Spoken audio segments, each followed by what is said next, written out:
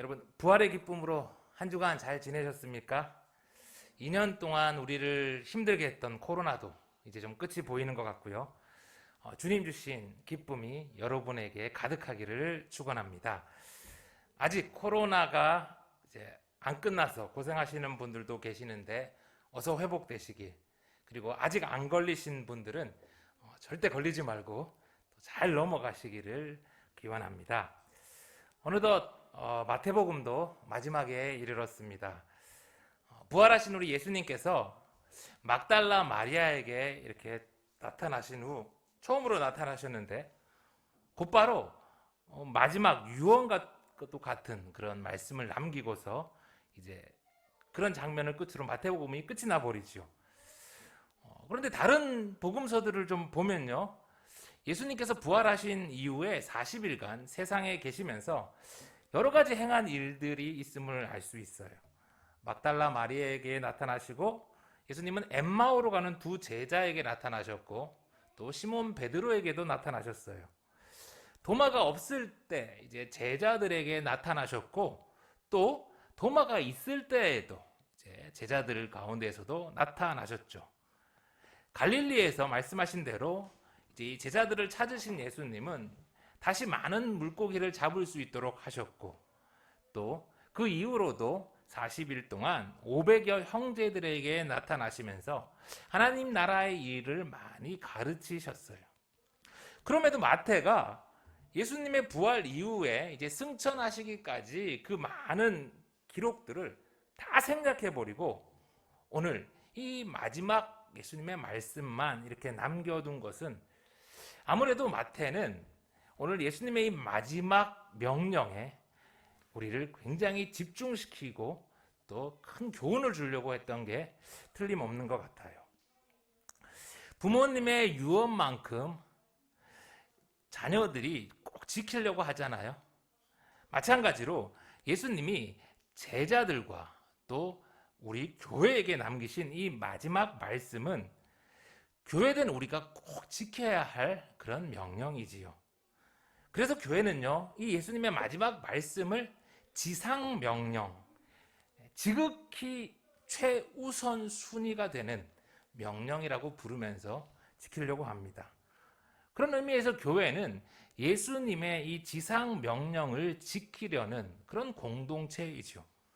사도들 때부터 초대 교회는 때로는 목숨을 다하여 이 예수님의 지상명령을 지켰고, 또 오늘도 교회는 이 명령을 지키기 위해서 몸부림치고 있습니다. 그래서 아주 짧은 말씀이지만 너무나 중요한 예수님의 이 마지막 명령을 우리는 좀 더 자세하게 보고 마음에 새기려고 합니다. 우리는 16절의 말씀부터 다시 한번 보겠습니다. 11 제자가 갈릴리에 가서 예수께서 지시하신 산에 이르러. 네, 마태가 오늘 우리에게 보여주고 있는 예수님과 제자들의 마지막 모습은요, 갈릴리의 산입니다. 토오로스라고 말하는 예수님이 지시한 그 산, 아마도 그 산은 예수님이 제자들과 함께 갈릴리에 있었을 때 자주 오르셨던, 자주 다니셨던 친숙한 바로 그 산이었던 것 같아요. 마태는요, 복음을 특별히 유대인들에게 전하다 보니까, 부활하신 예수님을 유대인들에게 전하고 믿게 하려다 보니까 예수님을 모세와, 유대인들이 좋아하고 따르는 모세와 많이 비교하고 또 그 모세보다 더 뛰어난 분임을 나타내려 했죠. 그래서 누가의 경우에는 예수님이 평지에서 이제 산상수훈을 이렇게 팔복의 말씀을 전했다라고 하는 것에 반해서 마태는 모세가 시내산에서 율법을 받아서 전하신 것처럼 예수님이 그 갈릴리 그 산에서 팔복, 그 산상수훈의 말씀을 전했다라고 우리에게 알려주고 있어요. 또 모세가 마지막 유언을 남기고 느보산에서 죽어서 사라지는 것처럼 예수님도 마지막 명령을 그 산에서 주시고 사라지는 것으로 마태복음을 마치고 있죠. 그러니 여러분, 내가 알기로 예수님이 승천하신 것은 예루살렘 그 감람산인데 왜 갈릴리에서 예수님이 마지막 말씀을 하시고 사라지셨지? 이게 승천하신 장소가 이게 갈릴리야, 이 감람산이야 이렇게 헷갈리거나 이렇게 오해할 필요는 없었으면 좋겠어요. 여러분 아시겠죠? 이제 17절의 말씀을 계속해서 보겠습니다. 예수를 배웠고 경배하나 아직도 의심하는 사람들이 있더라. 네, 여기서 의심하다라는 단어, 번역된 단어는요, 에디스타산이라는 단어인데요. 그 기본형은 디스타조라는 말이에요. 이 동사는요, 신약 성경 전체에서 딱 두 군데만 사용되었어요. 오늘 여기와 마태복음 14장 31절에 바람을 보고 두려워서 무리를 걷다 빠진 베드로, 그 경우에 이제 사용되었거든요. 따라서 이제 본문에 이제 의심한다라고 하는 것은 이 제자들이 예수님의 부활하신 모습을 보고 근본적으로 불신하는 그런 모습이 아니라 부활한 예수님을 봤지만 아직 주저하고 망설이고 있는 그런 상태를 말하는 거예요. 부활하신 예수님을 봤는데 아직도 머뭇거리고 있다? 우리 생각에 조금 이해가 안 될 수도 있어요. 그런데요, 여러분 생각해 보면요, 그럴 수 있어요. 사람이 그래요. 그들은 분명 부활하신 예수님을 보았어요. 그러나 부활하신 예수님이 40일 내내 밤낮으로 그들과 함께 있었던 것은 아니에요. 어느 순간 나타나셨는데 또 갑자기 사라져 버리세요. 그리고 한참 있다가 또 나타나시기도 하고, 아마 그들은 굉장히 혼란스러웠을 거예요. 그 중에 베드로나 요한처럼 예수님을 여러 번 만난 사람은 그래도 좀 나았을 테지만 500여 형제들 중에 한 번밖에 예수님을 못 본 사람은 더 힘들었을 수 있어요.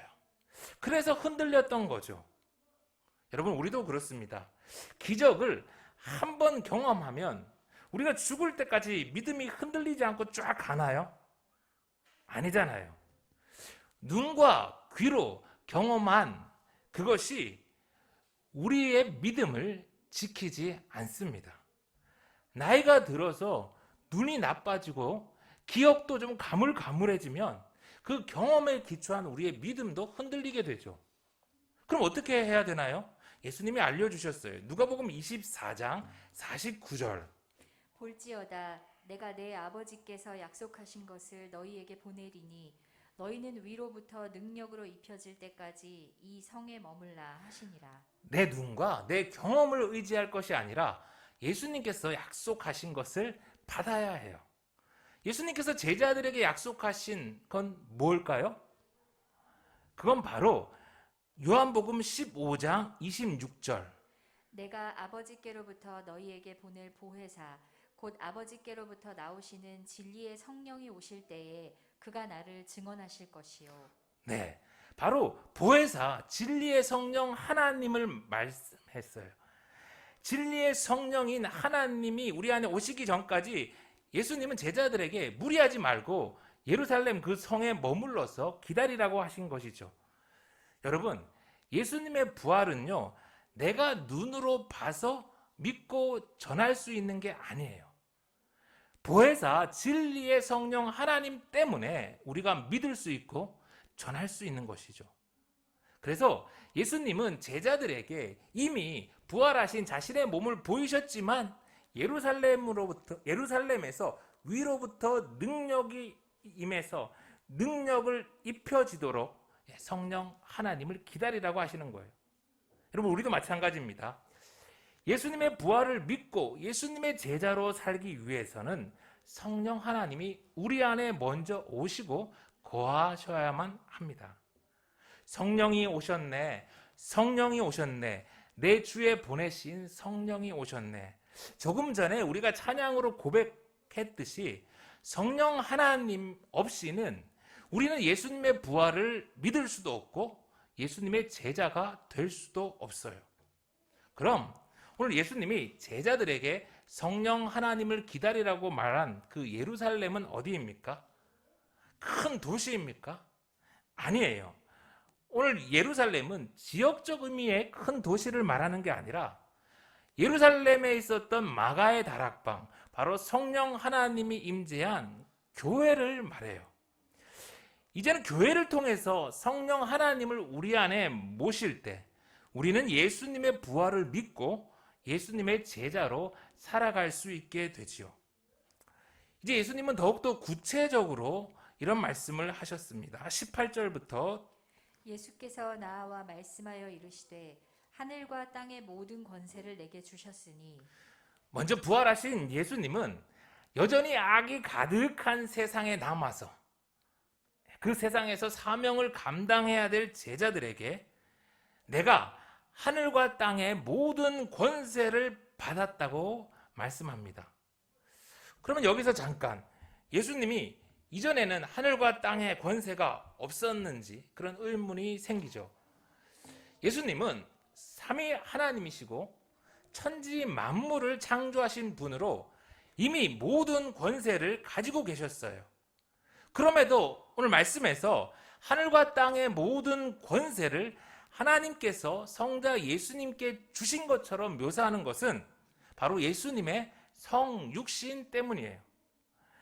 예수님은 본래 성부 하나님과 동등한 권세를 지닌 성자 하나님이시나 성부의 그 구원 계획에 따라 이 땅에 오시면서 잠시 지니신 권세를 부활하시기 전까지 유보하셨던 거예요. 물론 예수님이 이 땅에서 병자도 고치고 죽은 자를 살리기까지 하셨지만 지극히 제한된 것이었죠. 그런데 이제 예수님이 십자가 구속 사역을 완성하시고 죽음에서 부활하심으로 잠시 하나님께 맡겨두었던 그 권세를 다시 받아 회복하시는 거죠. 아울러 성자 하나님인 예수님의 이와 같은 순종으로 이제는 성부 하나님으로부터 이 세상을 심판할 권세까지도 받으셨어요. 물론 예수님이 이전에도 성자로서 성부와 마찬가지로 세상을 심판할 권세를 가지셨죠. 그런데 이제 부활 이후에는 성부 하나님이 성자 하나님인 예수님을 통해서 마지막 때 세상을 심판하시는 거예요. 그러니 예수님은 제자들에게 비록 악이 가득한 세상에 있지만 내가 하늘과 땅의 모든 권세를 가지고 또 세상을 심판할 권세를 가졌으니 두려워하지 말라는 것이죠. 그럼 하늘과 땅의 권세를 가진 우리 예수님이 제자들에게 그리고 교회된 우리에게 구체적으로 어떻게 하라고 하시는지를 보겠습니다. 19절 그러므로 너희는 가서 모든 민족을 제자로 삼아 아버지와 아들과 성령의 이름으로 세례를 베풀고 내가 너희에게 분부한 모든 것을 가르쳐 지키게 하라. 너희는 가서 모든 민족을 제자로 삼아 아버지와 아들과 성령의 이름으로 세례를 주고 내가 너희에게 분부한 모든 것을 가르쳐 지키게 하라. 여러분 여기까지 명령이 모두 몇 개였나요? 가라, 제자 삼아라, 세례를 베풀라, 가르쳐 지키게 하라. 4개, 4개. 쉽죠? 물론 이렇게 이해하셔도 좋습니다. 그러나 예수님의 지상 명령인 만큼 우리 조금 더 정확하게 보겠어요. 이 문장을요, 헬라어 원문으로 보면 동사는 하나예요, 하나. 제자를 삼아라고 번역된 마데투사테, 이 하나만 명령 동사예요. 나머지 3개, 너희는 가서 세례를 주고 가르쳐라. 이건 다 분사예요, 분사. 그러니까 제자 삼아라라는 하나의 동사에 3개의 분사가 이렇게 수식하고 있는 거예요. 이제 분사라는 거는 형용사처럼 이렇게 동사를 수식하는 거거든요. 그러니까 다시 이 말씀을 보면요, 가서 제자 삼고 세례를 주어 제자 삼고 가르쳐서 제자를 삼아라 라는 말씀입니다. 그럼 조금 더 구체적으로 어떻게 제자를 삼아야 되는지를 우리가 이해해 보겠어요. 첫 번째, 모든 족속에게 가서 제자 삼으라 말씀하셨어요. 모든 나라만 가면 다 되는 게 아니라 모든 민족, 모든 족속에게까지 가라는 거예요. 내 마음에 드는 나라, 마음에 드는 사람한테만 가는 게 아니라 모든 사람에게 다 가라는 거예요. 여러분 중에 혹시 자식이 마음에 안 든다고 버리는 분 계시나요? 없잖아요. 그런 마음으로 모든 민족에게 가라는 거예요. 왜? 내 마음에는 안 드는데 그들도 하나님의 자녀니까. 예수님은 제자들에게 그리고 교회에게 내 마음으로, 아버지의 마음으로 가서 제자 삼아라라고 명령하시는 거예요.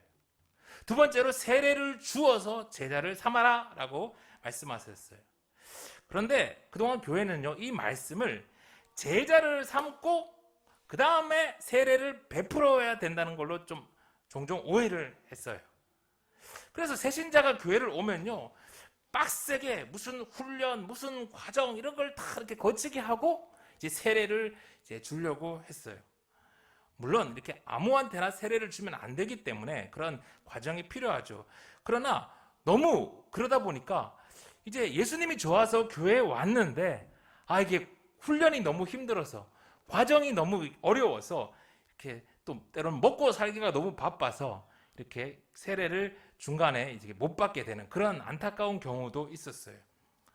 또 그렇게 힘들게 이제 훈련과 과정을 마치고 세례를 받고 나니까 나는 이제 구원받았다. 나는 이제 신앙생활 다 했다. 이렇게 또 착각에 빠지기도 해요. 여러분, 그게 아니에요. 오늘 말씀을 다시 보시면 세례가 되는 것, 세례를 받는 것, 이제 제자가 되기 위한 첫 관문, 시작이라는 말씀이에요. 아무에게나 이제 세례를 줄 수 없지만 이제 내가 예수 그리스도를 주와 구주로 신앙 고백한다면 저는 그분에게 세례를 드리려고 해요. 대신 여러분, 세례를 받으신 분은 예수님을 믿는 예수님의 제자가 되는 그 출발점에 선 거니까 이제부터 최선을 다해서 달리셔야 되는 거예요. 아멘? 여러분, 또 세례를 주라라는 이 말은 밥티존테스, 현재 분사형으로 계속해서 세례를 주라라는 말씀이에요. 여러분, 교회는요, 계속해서 세례를 주어야 합니다. 만약에 교회가 몇 년째 세례를 주지 못하고 있다면 심각하게 돌아봐야 하는 것이지요. 예수생명교회가 생긴 지 얼마 안 됐지만 작년에 세례를 줄 수 있어서 얼마나 감사했는지 몰라요. 여러분, 올해도 우리 예수생명교회가 계속해서 세례를 베풀 수 있기를 소망합니다. 그래야 합니다. 그럴 수 있도록 우리 함께 노력합시다. 아멘. 세 번째로, 가르쳐서 제자 삼아라라고 말씀하세요. 여러분, 예수님이 뭘 가르치라고 말씀하셨습니까? 내가 너희에게 분부한 모든 것을 가르쳐 지키게 제자 삼으라라고 하시잖아요. 예수님 말씀 중에 이건 마음에 드는데 이건 도저히 마음에 들지 않아서 막 못 믿겠다, 이렇게 골라 믿는 사람들이 있어요. 여러분, 제자는요, 선생님의 가르침을 자기가 골라 배울 수 없습니다. 학원 수강생은 그래도 제자는 그러면 안 돼요. 하늘과 땅의 권세를 가지신 예수님이 공생의 기간 제자들에게 한 그 모두를 가르쳐 지키게 하라라고 말씀하고 계세요. 내가 임의로 뺄 수도 없고 빼서도 안 되죠. 그런데 이 가르쳐 지키게 하라라는 이 말씀은요, 디다스콘테스 아우투스테레인하고 계속해서 지키도록 가르치라라는 말씀이에요. 계속해서 지키도록 가르치라. 여러분, 교육소와 훈련소의 차이를 아시나요? 논산 교육소입니까? 논산 훈련소입니까? 논산 훈련소죠. 교육을 수행하는 그 학원은요, 수강료 받고 이제 잘 가르치면 그 책임을 다하는 거예요. 학생이 알고 모르고 시험에 떨어지고 통과하냐 별로 개의치 않아요. 그건 학생들 몫이죠. 그러나 훈련소는 어떻게 합니까? 조교가 이렇게 한 번 시범 보이고 끝내나요? 아니잖아요. 그 훈련병이 제대로 할 수 있도록 계속해서 반복하고 때로는 기합도 주면서 익히게 하잖아요. 왜 그래요? 그 훈련소 나가면 이제는 현장 전쟁터니까 훈련소에서는 훈련병이 싸울 수 있도록 책임지고 가르치는 거예요. 여러분, 교회는요, 성도가 세상에 나가 싸울 수 있도록 끝까지 준비시키는 그런 훈련소입니다. 학원이 아니에요. 제가 기억나는 게 훈련소에 이런 표현가 있더라고요. 훈련소에서 흘리는 땀방울만큼 전쟁터에서 피를 안 흘린다. 여러분, 훈련소의 조교인 저는요, 여러분이 세상에 나가서 이길 수 있도록 훈련시켜야 합니다. 여러분을 편안하게 해주는 목사가 절대 좋은 목사가 아니에요. 여러분이 세상에서 살아남고 승리할 수 있도록 하는 목사가 좋은 목사지요. 아멘. 이제 마지막 20절 마지막을 한번 함께 우리 읽어보겠습니다. 시작. 볼지어다 내가 세상 끝날까지 너희와 항상 함께 있으리라 하시니라. 얼마 전에 한 성도가 이제 직장 문제로 고민하면서 기도 부탁을 했어요. 다른 회사에서 훨씬 더 많은 연봉을 줄 테니 오라라는 그런 스카우트 제의를 받은 거예요. 이 어려운 때에 너무 기쁜 소식인 것 같아서 당장 갔으면 했는데 그 회사가 판교에 있는 거예요. 판교. 파주에서 판교까지, 뭐 한라에서 백두까지는 아니지만 재작년에 한 성도의 남편이 직장을 판교로 옮기면서 이제 교회를 떠나신 게 생각이 나 너무 마음이 아팠어요. 그래서 가지마! 라고 말하고 싶었지만 뭐 제가 월급 줄 수 있는 것도 아니고 그럴 수 없어서 이제 조용히 하나님께 기도를 했죠. 그런데 얼마 뒤에 감사하게도 그 많은 연봉을 포기하고 계속 있기로 했다는 얘기를 들었어요. 아유, 얼마나 좋았는지. 그 가정이 말은 안 했지만 신앙 생활을 위해 더 많은 돈을 분명 포기한 것 같았어요. 그 뒤에 재정적으로 분명히 더 힘들었을 텐데 제자로 살아가기 위해 몸부림치는 그 모습을 보면서 참 귀하고 감사했어요. 기도가 막 절로 나왔어요. 하나님 복 주셔야 합니다. 힘든 가운데 믿음으로 살아가려고 저렇게 애쓰는데 하나님 함께 하시고 도와주셔야 한다고 축복하며 기도했어요. 물론 그 가정만 기도한 건 아니고 우리 예수생명교회 성도님들 가정 위에 다 기도합니다. 그런데 얼마 후에 그 가정이 매우 중요하다고 꼭 기도해달라고 기도 부탁을 하는 거예요. 아유, 가슴이 또 떨렸어요. 내년이 이제 전세 만기라서 집을 구해야 되는데 4월에 이제 그 아파트 청약 발표가 난다고 하더라고요. 제가 하나님 했을까요? 하나님 했을까요? 네. 이번 주에 발표가 났는데 당첨됐다고 했어요. 할렐루야! 막 제가 막 기뻐서 너무 감사했어요. 여러분, 겨우 이렇게 한숨을 이제 돌렸는데 또 다른 성도님께 연락이 왔어요. 직장 문제가 너무 어렵게 꼬여서 스트레스를 많이 받는다고, 이렇게 잠도 잘 이루지 못할 정도라고 기도 부탁을 하셨어요. 그 말을 듣고 기도하는데 그날 밤 저도 다시 막 공황장애처럼 막 다시 불안해지고 그 아픔이 막 같이 느껴지는 거예요. 그래서 기도하고 또 새벽에 나와가지고 하나님 하면서 기도했죠. 제자로 살아가기 위해 발버둥 치는 우리 주의 자녀를 붙들어 주시고 은혜를 베풀어 달라고. 어제 예배를 준비하면서 그래도 그 문제가 좀 풀릴 것 같다는 그런 이야기를 들으면서 너무너무 감사했습니다. 여러분, 계속해서 우리 같이 그런 우리 성도님들 위해서 기도할 수 있었으면 좋겠어요. 여러분, 여전히 세상이 힘들지만요, 우리 제자가 되는 것을 두려워하지 말고 포기하지도 맙시다. 하늘과 땅의 권세를 지닌 우리 예수님은 절대로 자기의 제자들을 내버려 두지 않으십니다. 다시 오셔서 심판하실 예수님은 임마누엘 그 이름대로 세상 끝까지 제자들과 함께 하십니다. 5월 9일에 이제 우리 다미 자매가 둘째를 출산해요. 그럼 우리 영아 유치부가 이제 6명이 되더라고요. 설교 준비할 때 어린이부가 7명이었는데 조금 전에 보니까 어제 왔던 애들이 또 와서 9명이 되었어요. 청소년부가 12명. 코로나 한가운데를 지난 우리 이제 겨우 3년 된 개척 교회가 아이들이 27이에요. 27. 이건 뭐 놀라운 기적이고 말로 할 수 없는 하나님의 은혜입니다.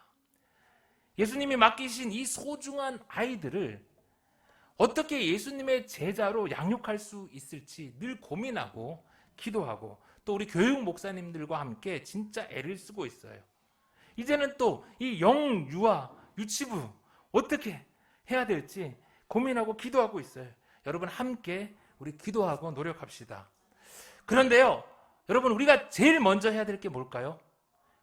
장소, 예산, 필요한 사역자 준비? 아니라 가장 우리가 우선으로 해야 될 것은 우리가 먼저 예수님의 제자가 되는 겁니다. 여러분 우리 잊지 맙시다. 예수님의 마지막 명령은 건물을 늘리고 숫자를 늘리는 것이 아니라 제자가 되고 제자를 삼아라라는 것임을요. 예수생명교회는 이 일에 끝까지 최선을 다할 것입니다.